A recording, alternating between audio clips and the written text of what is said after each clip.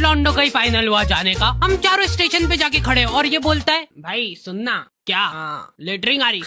इधर आजा, इधर साथ में बैठ के करेंगे, जिसने पहले करी वो जीत जाएगा। नहीं यार, फिर क्या हुआ?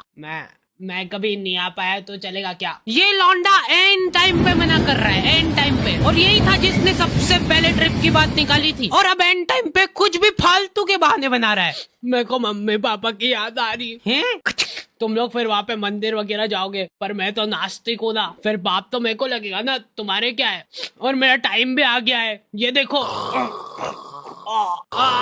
क्रेविंग्स हो रही है मेरे को। भाई क्रैम्प्स होता है वो। पर मैं यूँ सोच रहा था कि चल लेते हैं, एक ही तो लाइफ मिलती है, उसको एंजॉय करते हैं। पर मेरे को मम्मी पापा की याद भी आ रही है, मैं तो जा रहा हूँ। मूड स्विंग्स हो रहे हैं इसको तो। ये ऐसा धोखेबाज गद्दार दोस्त था हमारे ग्रुप में। आखिर में सिर्फ हम 3 लौंडे ट्रेन में बैठे और